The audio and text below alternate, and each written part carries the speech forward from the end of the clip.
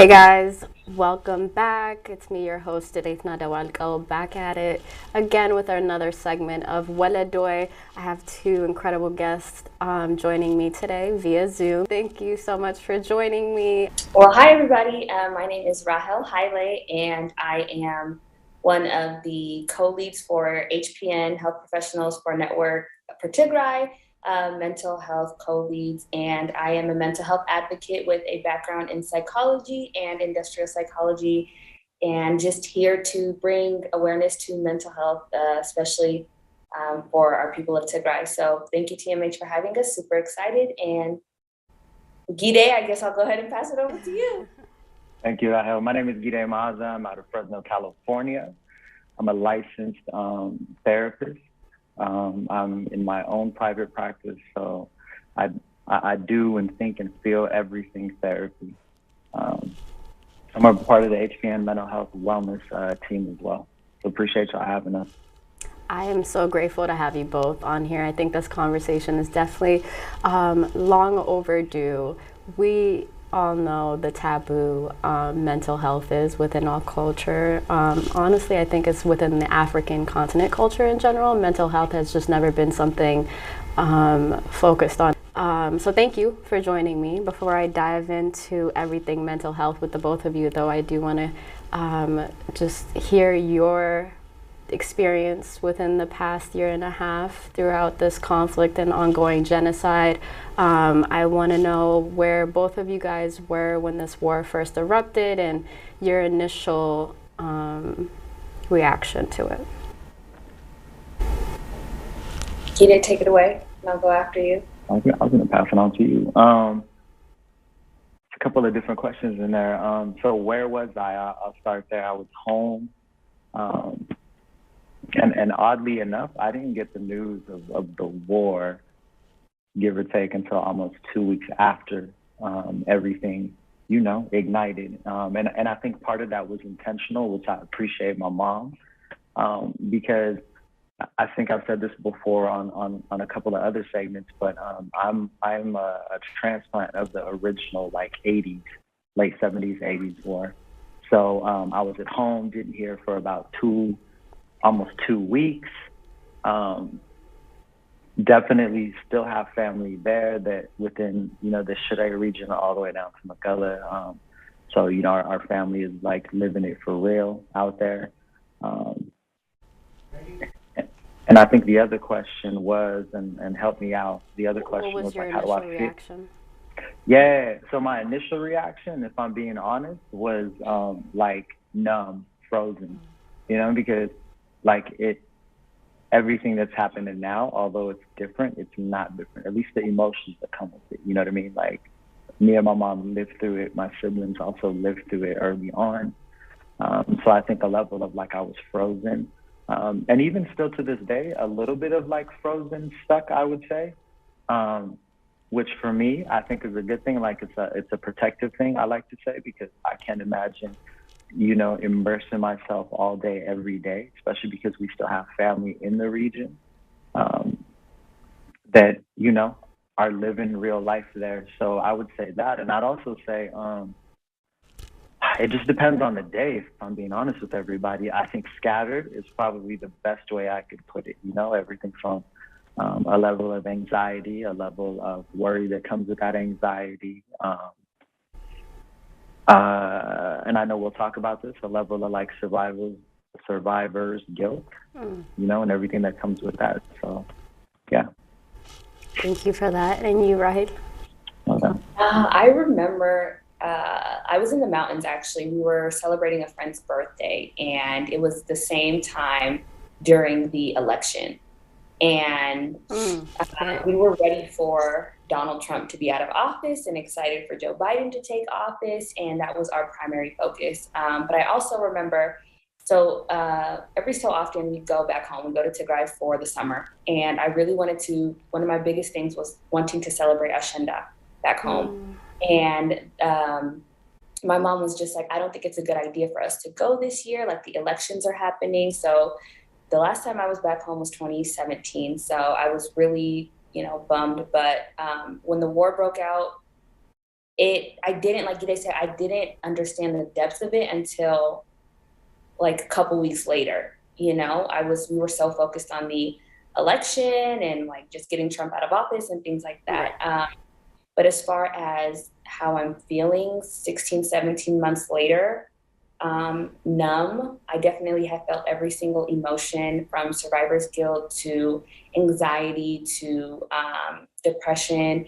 I've definitely understood my parents a lot more. I think it's brought me and my parents closer, just really understanding their past trauma and, you know, growing up, why they did the things that they did or why they reacted the way that they react to certain things. So, the silver lining, I guess, has been just making connections and meeting Tagaru from all over the world, you know, whether it be Gide or Udilijna, like that's been the silver lining, but it's definitely been, I never thought we'd be here still 17 months later. So I can't even explain. It's this feeling of numbness, and you wake up every day and you're like, is this gonna be our life? Like, is this our truth as Tagaru? You know, it makes no sense to me, but you get up every day and you're reminded why we do what we do and why we have the conversations that are uncomfortable. And, you know, ultimately, I think as a culture, this war has really shined a light on the importance of our mental health, which unfortunately it took this long for us to understand. But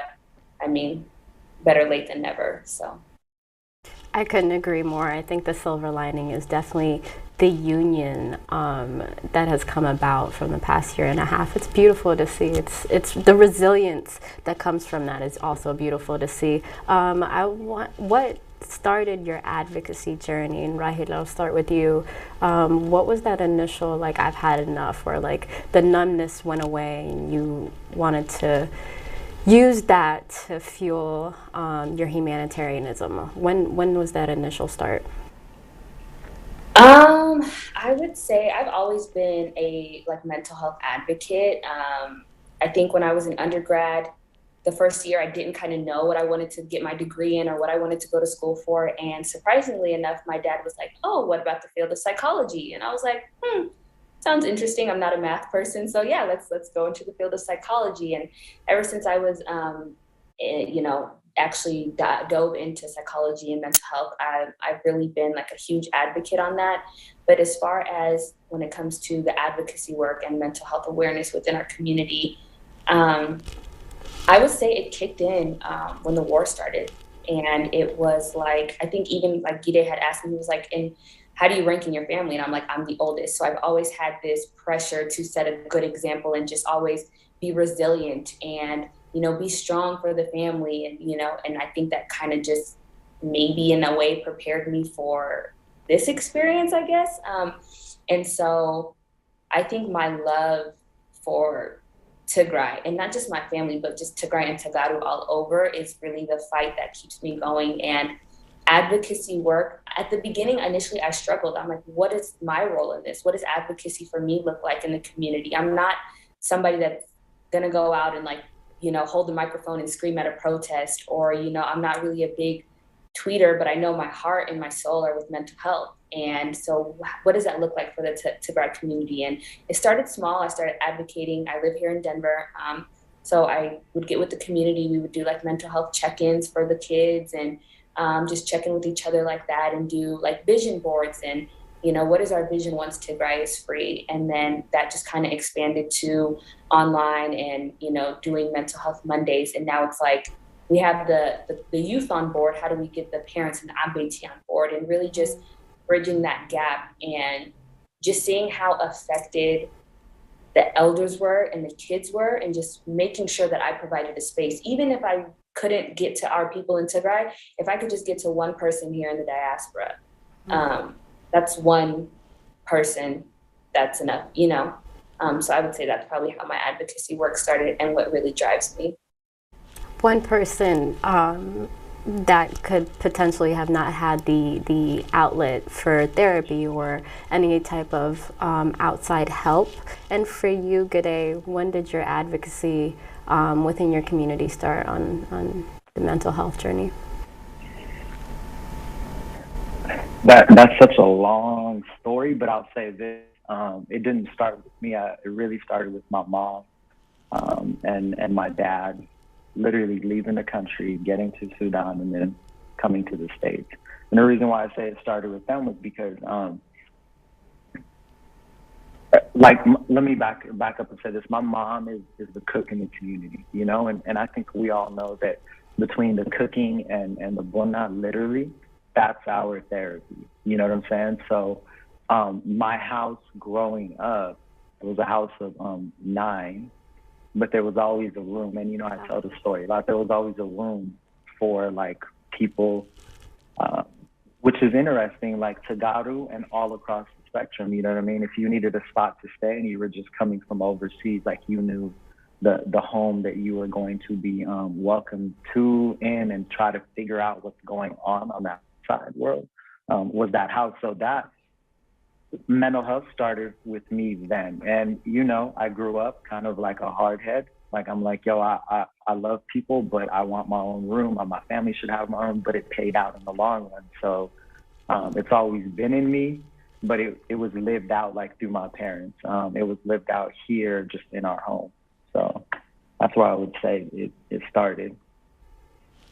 That's amazing. As we move on to why we're here, mental health awareness, I want you guys to define it in your own words for me first. So what does mental health mean for the both of you? Raheel, I'll start with you. So for me, I think mental health, and I'll say specifically, I'm always going to tie it back to being Tigrai. There's just a certain level that I think we all hold ourselves to, and we always have had this idea of strength. And what does that look like? And for me, mental health is understanding who you are and your difficulties and things that you're struggling with, addressing them, and then creating the proper coping skills, or, you know, putting yourself around certain people, or educating yourself to address those things, rather than hiding from your truth, whether that be depression or anxiety. You know, we're told resilience, you know, there's intergenerational trauma, and there's also intergenerational resilience that comes with who we are at Tigrai. So I think it's that really should be a quote somewhere. I think it really is understanding Really? who you are, and, you know, and saying, hey, I'm not okay. And to me, that's mental health, and that's mental strength in and of itself. Agreed. And for you? I don't know if I can come back from that definition. I'm piggybacking off what I heard and co-signing that. And then the other thing for me that's interesting is, and I'm, you know, I was looking back at my notes, but I think about the fact that, like, all we have is one mind and one body. And everything that means in between, and how we take care of our mind, body, soul, is mental wellness, mental health.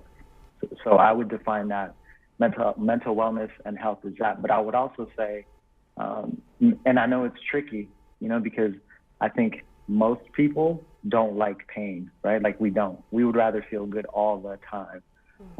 But I would say mental health or wellness for me is also like experiencing what we experience, good, bad, and everything in between, and coming out of that with a level of like resiliency.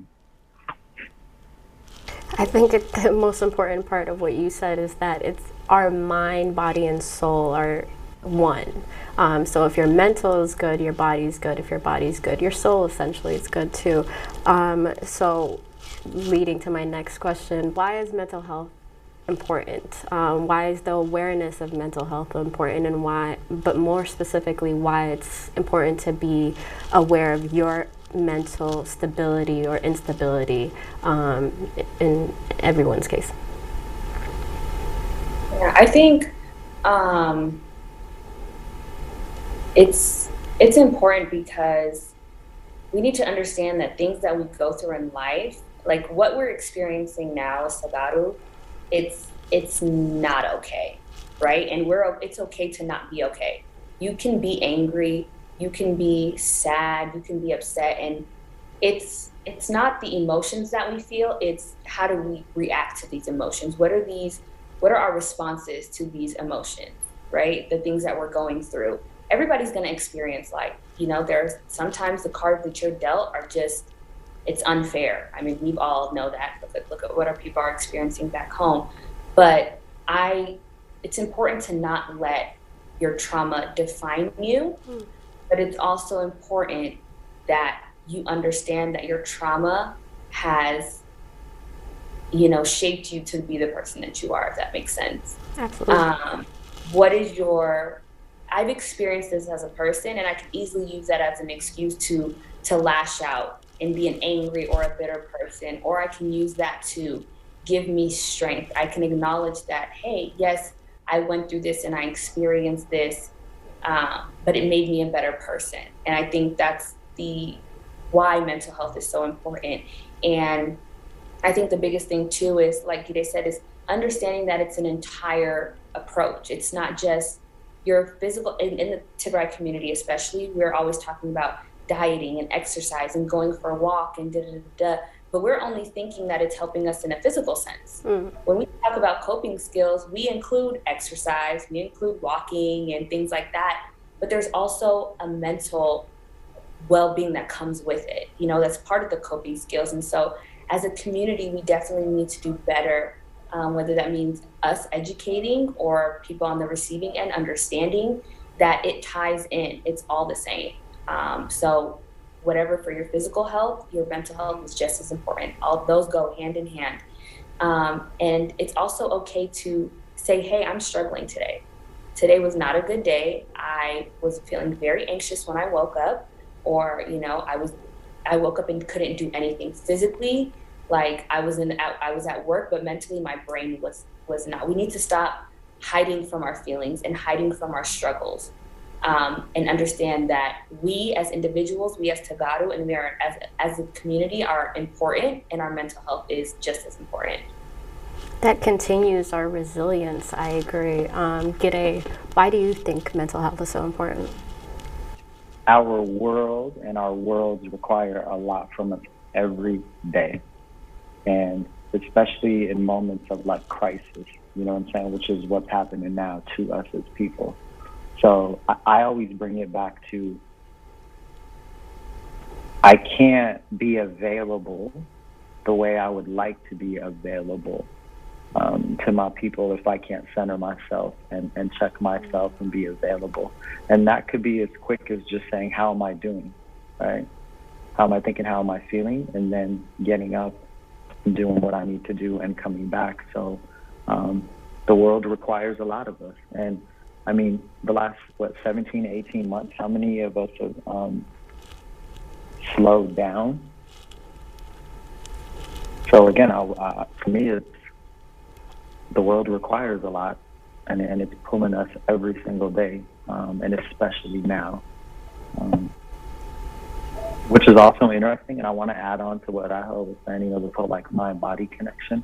We have to understand that, like, historically, as a people, we are the most hospitable people on this planet. And there's no argument there. But what's interesting is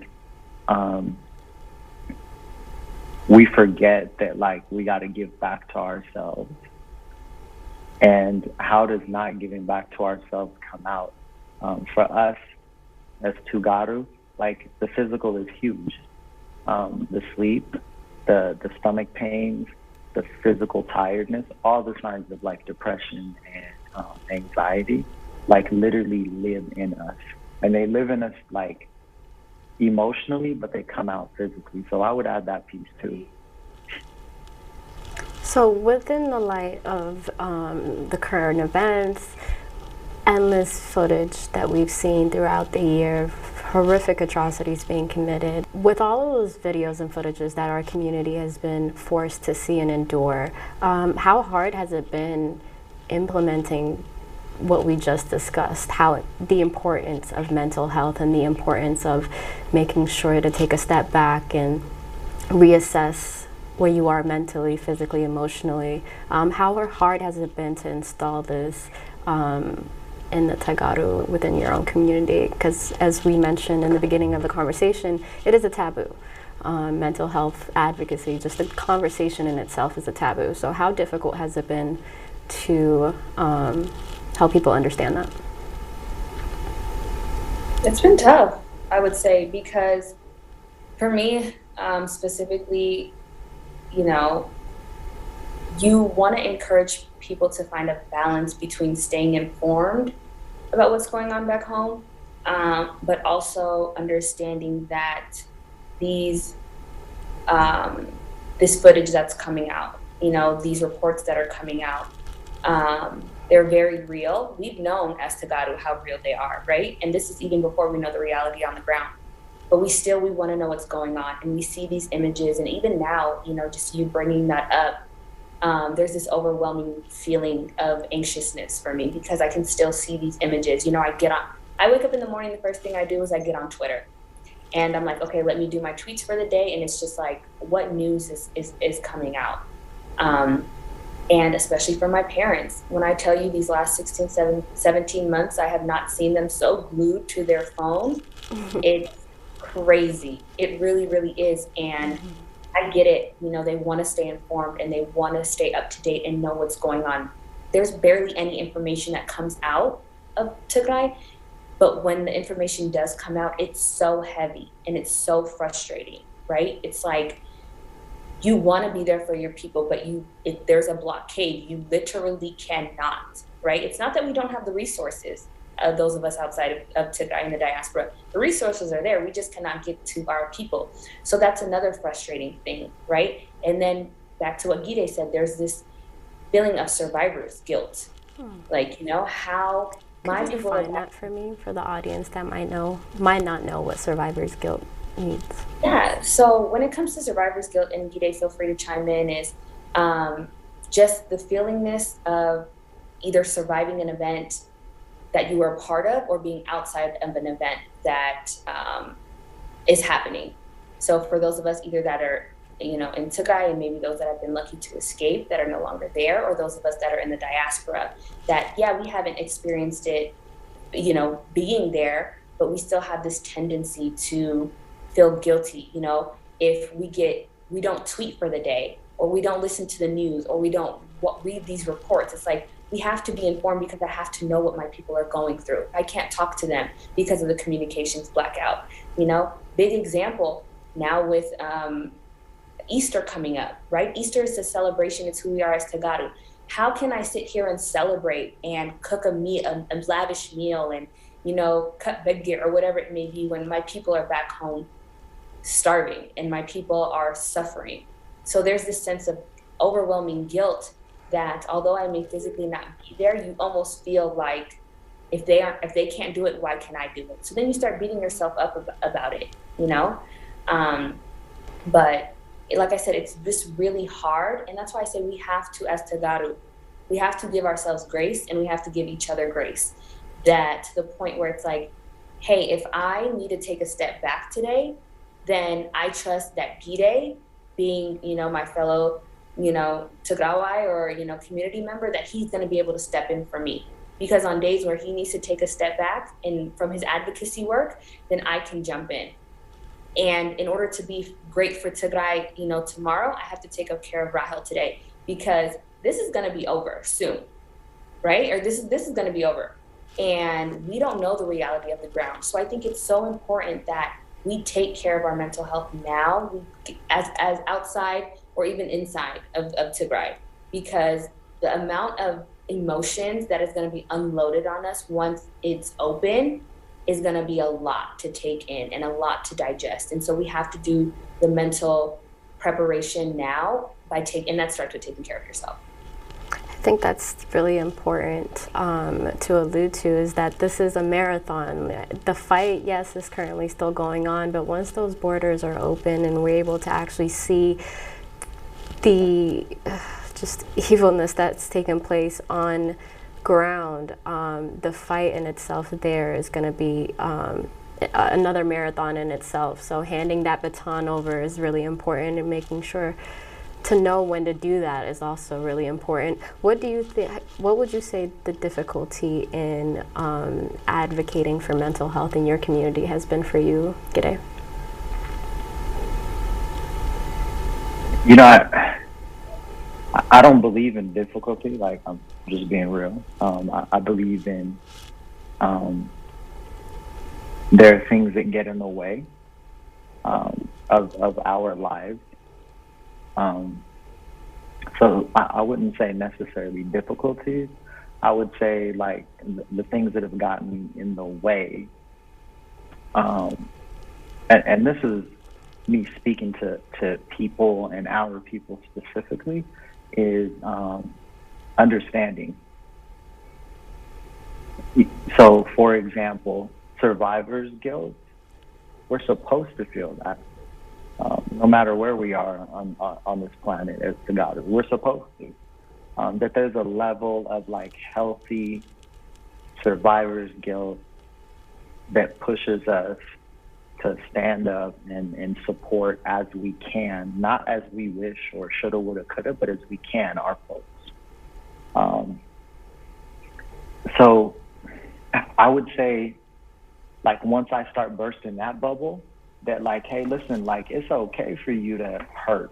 You're supposed to. Like, you're living, breathing, walking. And you know, us as Tagaru, we are like so connected by our heart, not our minds, so connected to our people, right? Whether it's funerals or weddings, we're connected. So there's a level of like feeling like we're just supposed to. So like when I start doing the education piece, and I know we're going to start talking, you know, we'll talk about this down the road here on the show, but when I start like listening and paying attention to not the difficulties, but the whole that happen when we're just trying to survive, or we're just trying to connect with our uncles and aunties and cousins, like all of it makes sense, you know? There's a level of like normalcy that's happening here. We're on a program talking about our hearts because that's what we're supposed to be doing. Like, because we don't have access to our folks. So I hope that makes sense. I mean, that's where I'm at. It's just a perspective piece for me. So the current climate in Tigray has caused so many triggers, especially like Gide said, if this is the second time around where you're experiencing such atrocities. And you mentioned very briefly earlier when I was talking about the footages and all of the just horrendous scenes that we've been seeing through social media, recorded and posted by the perpetrators themselves, you felt overwhelmed. The trigger that comes from, need I say, PTSD, could you guys tell our audience what those feelings are? Like, what is the trigger? Where is it coming from? And the best coping mechanism for it? Yeah, so I guess when it comes to triggers, I think one of the biggest things is understanding as individuals what our triggers are. What are the things that if we know, we read about it, we watch it, or we see it, or we talk about it, that it's going to take us, it's going to upset us, it's going to make us sad, it's going to take us to this place that we don't want to be in. That in and of itself is a strength mentally, to know, to say, hey, I know that there's this amnesty report coming out, and and as informed as I may want to be, I know that reading it is really going to frustrate me. So I'm just going to not read it, you know, and that's okay. Some people might, it takes us back to survivor's guilt. Some people might feel guilty for not reading this report because they're like, I need to know what's going on. You know, it's my duty to read what has come out and listen to these interviews and watch these videos. But it's so important as human beings, as Tagaru, to know the things that upset you and what your reactions are to things. Social media especially, I know usually around the time when really big articles come out, I tend to try to stay off of social media because there are videos and images that I know will take me mentally to a place that I don't want to be in. So I acknowledge that, and I accept that hey, I haven't been on the internet for 2 weeks because I know what's circulating, and I don't want to feel angry and upset. Um, and so that's what I have to do for myself. And even when it comes to talking about certain things, I know those of us in the diaspora, we're always talking about the war to allies, right? Let's outside of Tagaru, we know what's going on, but we want to continuously like advocate, and we want to let the world know. We want to let all our allies know what's going on. But sometimes, for me, it's a trigger. And when I hear like people in my workplace, or whether, just outside, or I'm on the internet and I see, fundraisers for Ukraine all over the world, that for me is a trigger, and it is very upsetting. And it mentally takes me to a place that makes me very angry. And I know there are things that I just can't avoid because, yeah, I'm going to have to get on the internet. I'm going to have to get on Google. I'm going to have to get on whatever. But I take that and I'm like, okay, if they can go to a grocery store and when I pay, they ask me if I want to donate to this cause, how can I make that cause Tigray? Right? How can I implement that for my people? And just really just almost, changing your mindset and changing your mentality when you know what your triggers are, and understanding them, I think has really helped me in this process. G'day, for you, what define trigger, as well as the best way to cope with triggers as well? I'll start with, I guess, what people call coping mechanisms, and I think that was spot on. For me, everything happens in balance. When I go to the extreme or I don't do enough, that's when problems happen for me. So, I'm okay with people as long as they have a good support system, being aware of their triggers and being in constant maintenance of their triggers. So if I need to pull my phone out and check Twitter, how long is okay for me to be on Twitter? Right? So I'm allowed to define that, and I would encourage the audience, like, define that for yourself. Because again, avoiding to an extreme is only going to cause us and lead us right back to like the thing that hurts, right? So I would say that, and Rahel said this, and I'm co-signing this as well because it's absolutely spot on. Be aware. We cannot expect to try to be better or get well if we're not willing to be aware or struggling to be aware of those things that hurt us, right? So awareness is key to that. And then on top of that, like, what does your support system look like for those triggers? The who, what, where, when, why. I will die on the cross of we as Tagaru, like, we're very, very heart people. We think and feel and do from our heart. So get back to our heart, and then get back to our community, right? I can't access my uncle, but in the States, I can access my mom, right? I can't access my cousin, but in the States, I can access my sister. So, instead of pointing to that trigger that says I can't, point to the other side of the trigger that, is like, well, what can you do and who do you have here? Because we know that we don't have access to the other side, right? I hope that answers that question. Definitely does. But while you're at it, could you highlight intergenerational trauma for me as well, and the triggers and the PTSD that can come from that, as you've mentioned, coming from refugees in Sudan before you migrated here to America?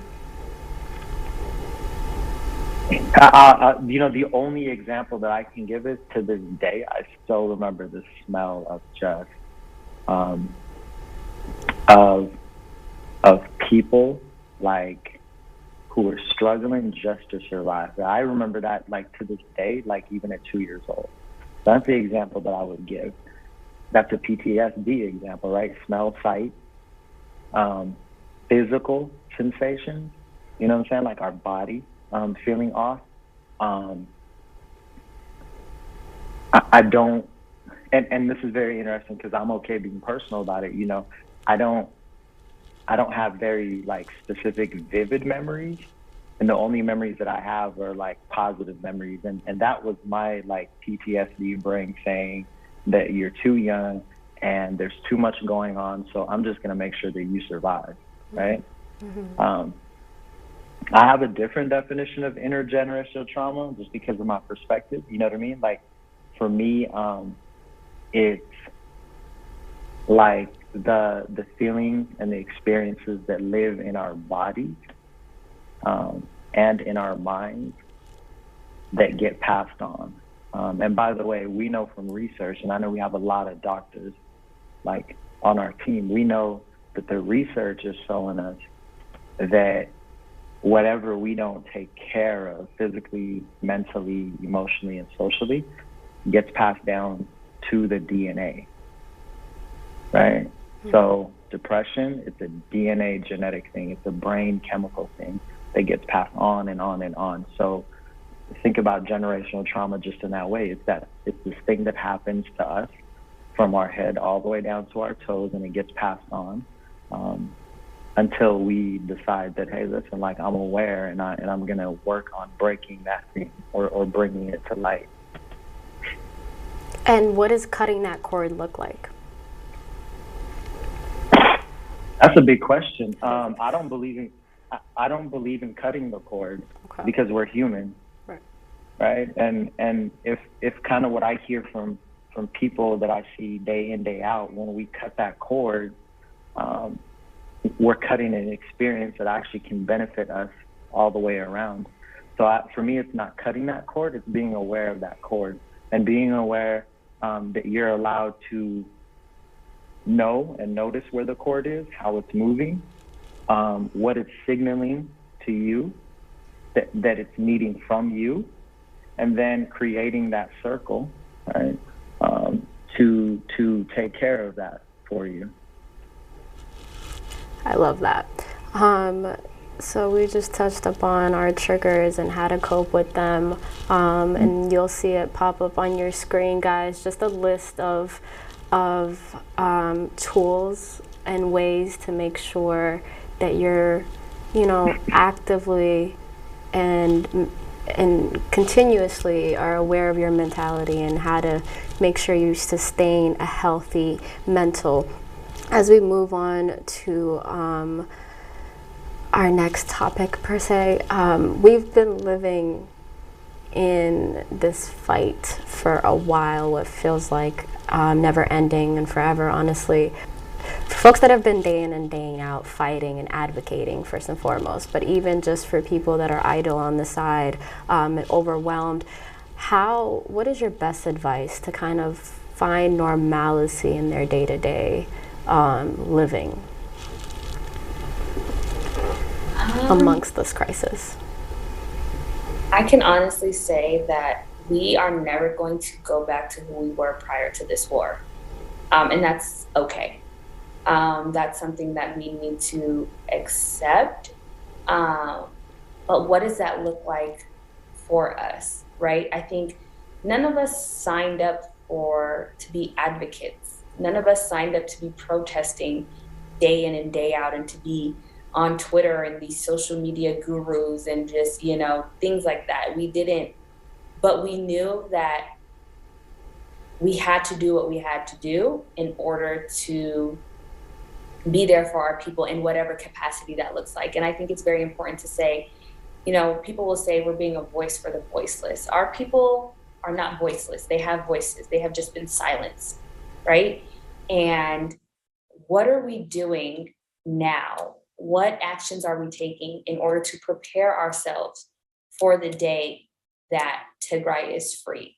Mental health has not been, like you said, it's a taboo, it's a stigma in our community, right? It's we don't really talk about it. We resort to, religion and tzedakah and church and things like that. And I'm not saying that's bad. That's who we are. That's who we are as Tagaru, right? We're very spiritual and religious people. Right. But when I'm having an anxiety attack or when I'm experiencing PTSD, what have I learned? What coping skills and coping mechanisms have I read up on or taught myself that I know are going to help me through the situation, or through this panic attack that I'm experiencing or this anxiety that I'm experiencing. And I think advocacy comes in so many ways.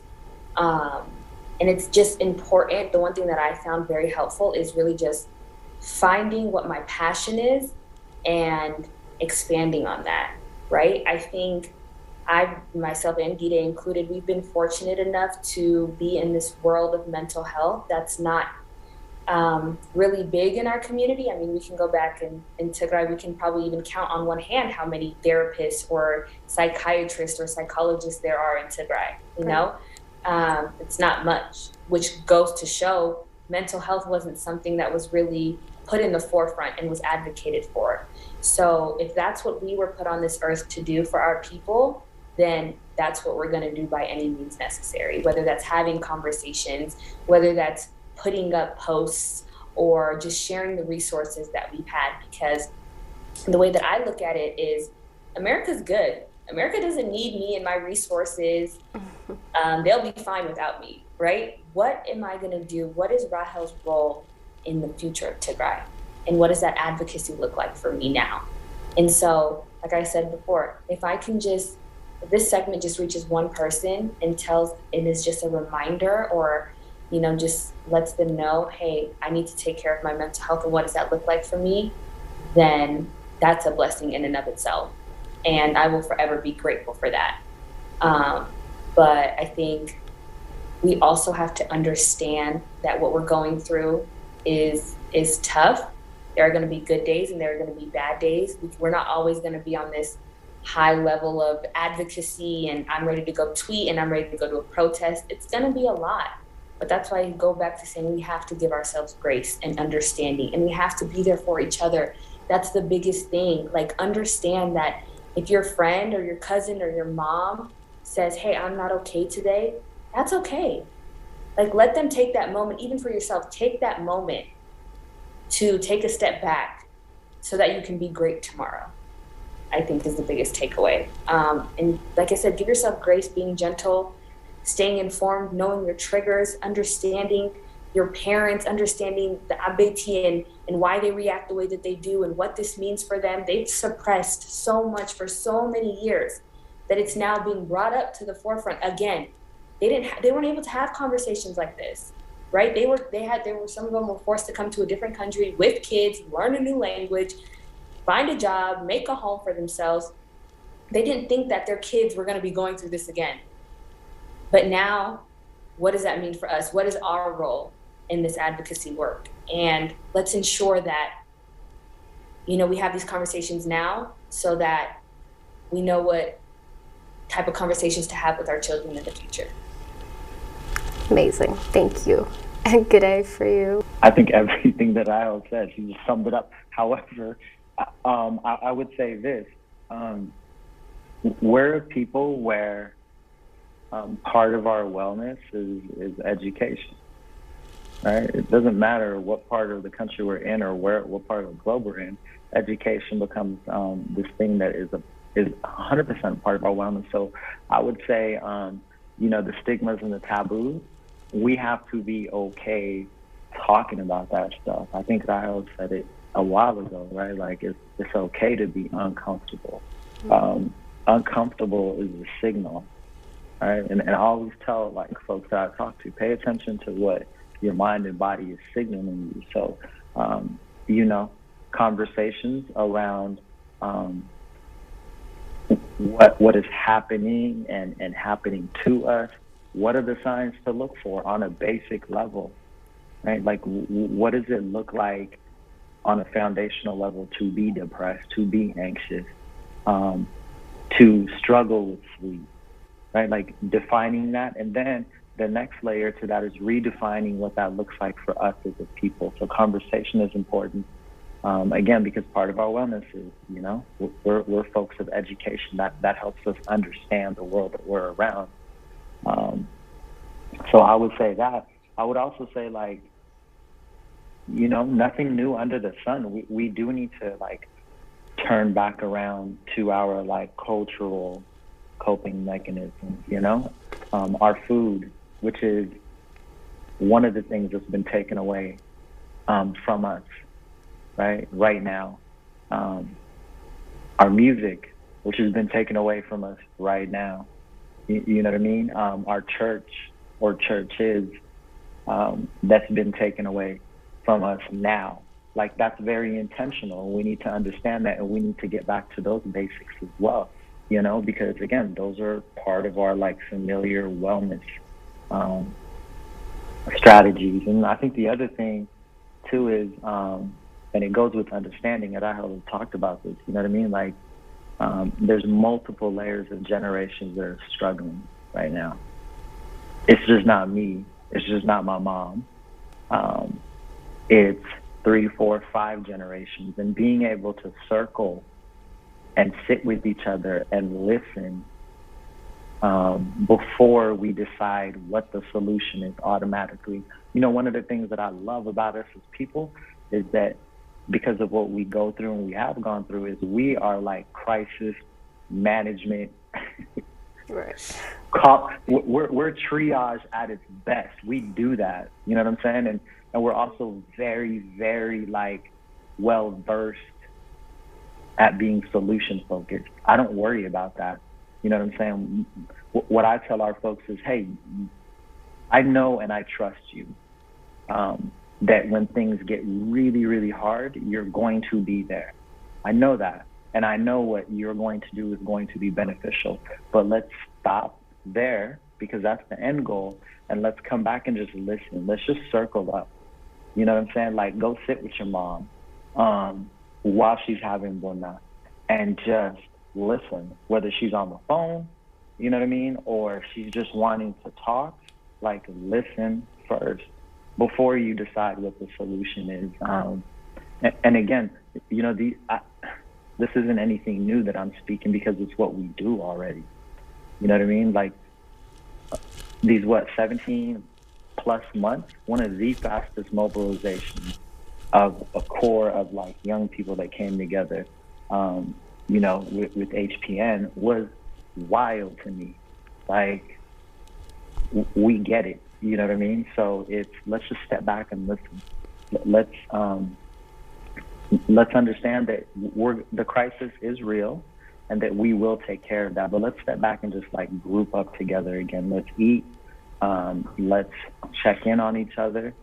Let's pull up on each other when we need to. Let's also give each other space when we need that space. That's what I would throw at us. Thank you. As we've said multiple times throughout this conversation, culturally, we're taught to be strong, resilient, and just always keep that image on the outside, even though inside we're just, you know, in turmoil and depressed, for a lack of a better word. But if there's anything that I, for myself, have learned throughout this conversation, hopefully the audience has too, is that it's not a weakness to get some rest. It doesn't mean you failed to take a step back, and the survivor's guilt that you might feel when you do so is also okay. I knew this was going to be such a fruitful conversation from the beginning, but I couldn't thank you guys enough. I've learned so much. Hopefully the audience has learned as well. There's this book that I recently read. It's called Atlas of the Hearts, excuse me. In this book, she stresses the importance of labeling your emotions with the right words, right? Because you could be feeling a certain way, but the moment you say or utter a word that might not coincide with how you're feeling, then you either worsen your state of mind or state of being, or you don't give it enough attention. Therefore, you won't be able to assess it or help yourself in the right way, right? So which leads me to our final segment for today, which is the mental health definition and terminologies within our community that we might, cover up with religion, like Rahel said earlier, or just don't even know how to translate it. So for the first word, that's depression. How would you define depression? You want to go down? I'm gonna. I'll let you take it away. I don't subscribe necessarily to the book, or in my world, like what's called the DSM medical book. So that definition is out there, but in general, it's a feeling of sadness that interrupts how we think, how we feel, that interrupts our sleep, that interrupts our diet, so our eating, and give or take, usually anywhere between 2 weeks to a month. So that initially is the definition that I live with. And the best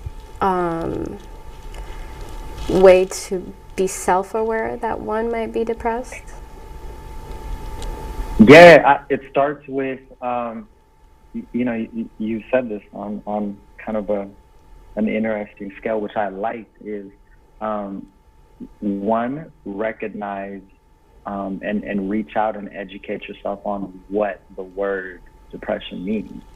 Right? So education is, for me, it's the first step. Like learning the foundational piece. And then the other part of that is reach out. Reach out. If you're sad, reach out. I know that like us as people, we initially we stay away from the medical world for many a reason. So reach out to somebody that's close to you that you trust, that you can say, hey, I'm not feeling okay. I'm sad. Right. Second is anxiety, that I think is huge amongst the community right now. All of our anxiety is at an all-time high. I can speak for myself when I say I live in anxiousness. Just fear of what I'm going to wake up tomorrow morning and see, whether that's on social media or a phone call that I might get from somebody. So anxiety, or in Tigrinya, farhat. How can you be aware, see that within yourself, and how can you minimize the feeling of anxiousness in the definition of a mental health advocate, Rahel? So I actually, there are days where I will wake up feeling very anxious, and I'm just like, it's this uneasiness, this worry, this nervousness. And I'm like, why am I feeling so anxious today? Like, I just woke up, my day just started. It's this almost uncertainty of what the day can hold or what's going to happen. Like, I just don't know.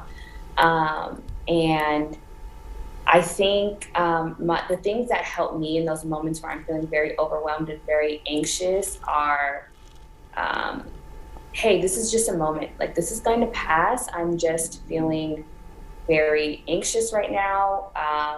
It's temporary. It's a temporary feeling.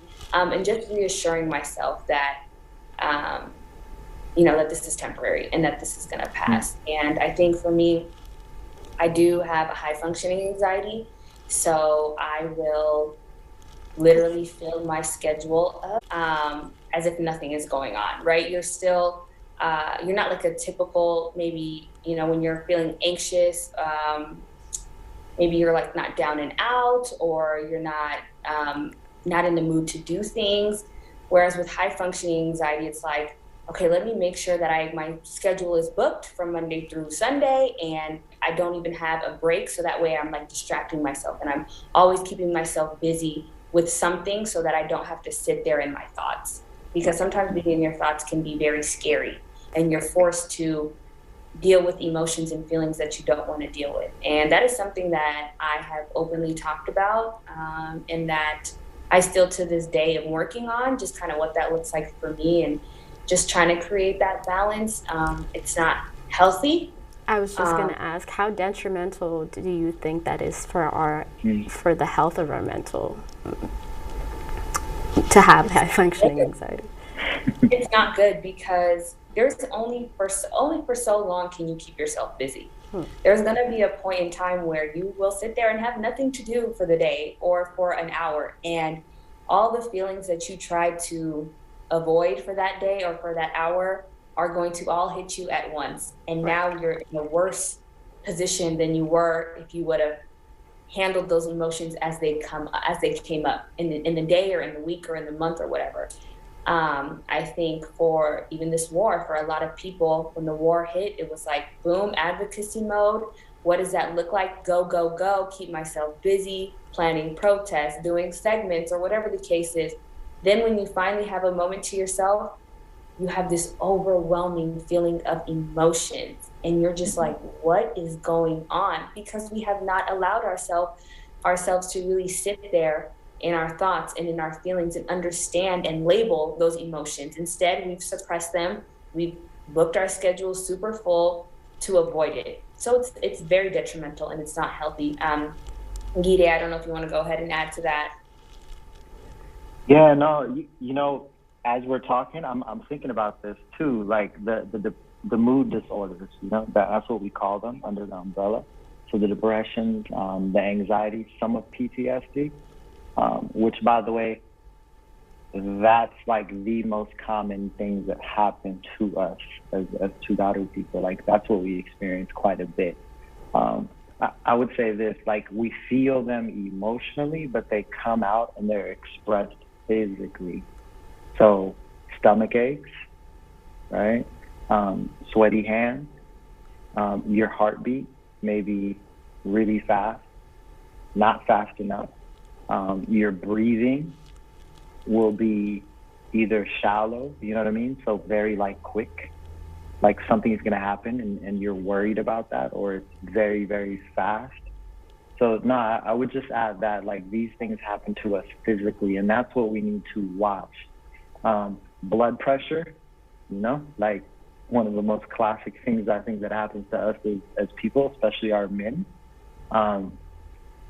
Those are the things that we need to look for. So high and low blood pressure, dizziness.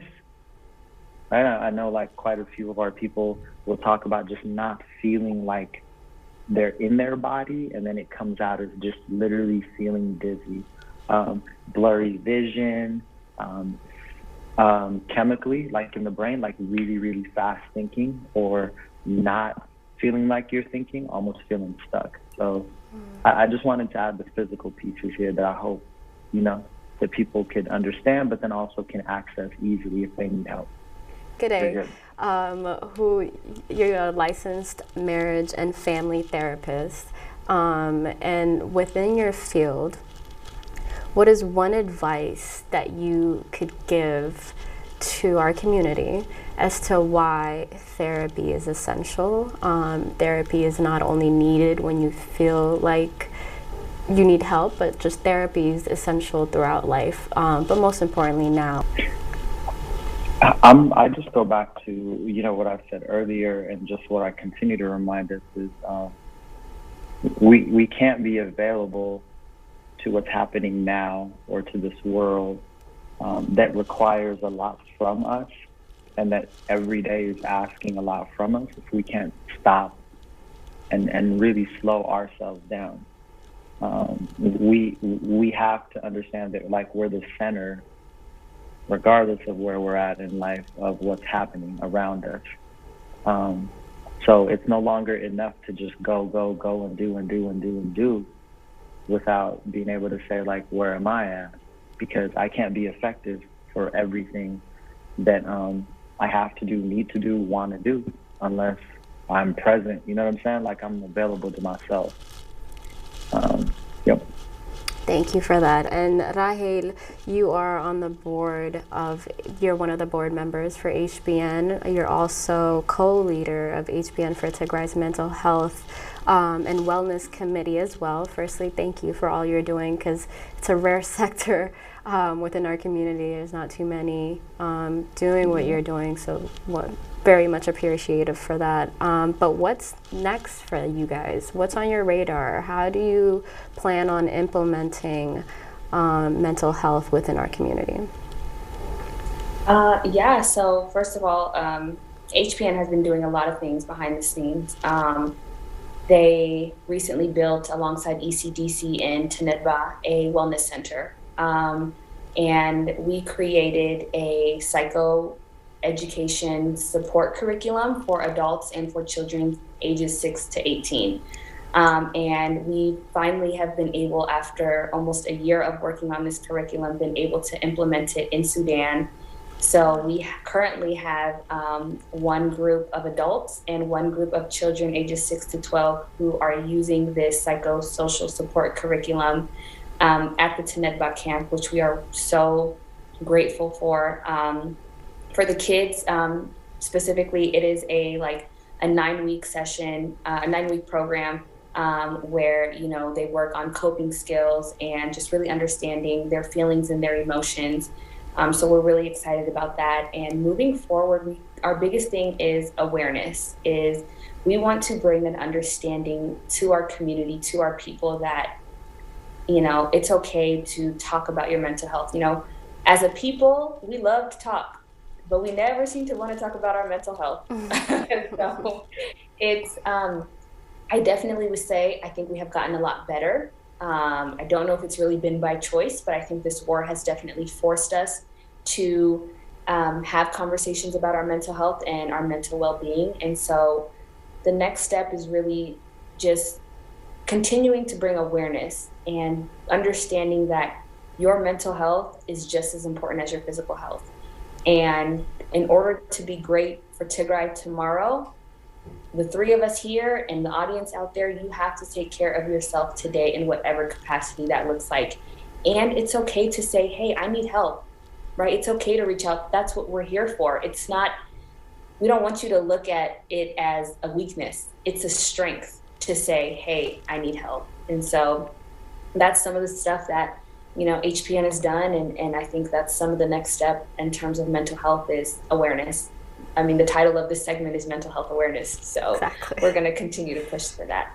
As we wrap up this incredible conversation, I want to give you both the platform. If you have a message for the people and the youth of Tigray that will be able to see this, any message for them, whether that's in English or Tigrinya, that's up to you. But yeah, I'll give you guys the floor to just say any words that you might want to, you know, send back home, and then we can wrap this up. Yeah, I mean, I guess for me, I try not to get emotional, but the biggest thing is Adjohum, Adjona. We are here with you guys. I know they may not be able to see or, you know, hear us, but we are fighting this war right alongside you guys in whatever capacity that looks like. We promise, as a vow for those of us in the diaspora and outside of Tigray, to continue to be a voice for your silenced voices. We know you guys have voices, and we know what you guys are capable of. But in return, we need you guys to promise us that you are going to take care of your mental health, that you are going to try your best to understand your triggers and try your hardest to put your mental health and your well-being at the forefront.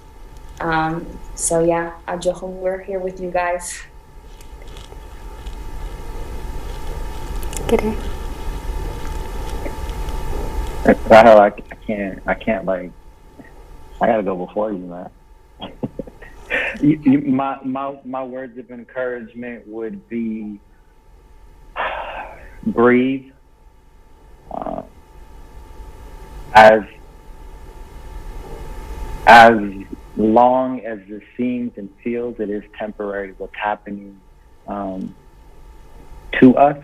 And to us means the people that are across the seas as well, right? Because we're experiencing this different thing that's happening while our friends and families are experiencing a very, very real, visceral thing, you know? So I would say, we got you. Hold what you can hold, breathe.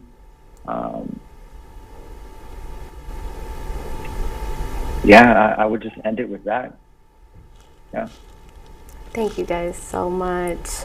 I think the highlight of your ending message, Rahel, is that I like the silenced voice as opposed to be the voice for the voiceless. I think that's what I want to wrap this on. That's the tone that I want to leave us on, that they do have a voice. They've just been silenced and haven't had an outlet for their voices for the past year and a half and some change. So yes, for those of you back home that have been silenced in your voice, as you can see, we have amazing, amazing advocates such as Rahel and Gide, amongst many thousands of others that are globally doing their own fight within themselves as well. So again, thank you guys for this fruitful conversation. I've learned a lot. I hope my audience has learned a lot. And if they have any questions, where can they find the both of you? Any social media platforms, websites that you want to direct them to if they have any questions or advice that they seek from either one of you? Yeah, so I think, HPN for Tigrai.org is definitely the biggest one. You can find us on there. We're working on a resource tab to find all your mental health needs. We're working on putting together a list of Tagadu therapists all over the diaspora. And, you guys can reach out to Gide. He's the professional, I would say, in this case. Gide, how can they reach you? No, I don't even think I'm a professional. Licensed I is respect the right word. Right, there we go. Oh, by the way, I just happen to be lucky to be licensed. You know what I mean? Like, this has always been built in me, and I think when we talk about wellness, it's built in all of us. It's what does our support look like? You know what I mean? To access that. So, how to reach me? Instagram is the quickest way. G Maaza LMFT. I've gotten quite a few conversations going via the DM box, so I know that this is like a real thing for our folks. So reach me there, and I'll do my best to reach out within quote unquote 24 hours. Wow, that's a pretty quick response time. I'll give you that. Again, thank you guys so much. And for the audience, I'll have more for you next week, so stay tuned and wait for that. Bye-bye.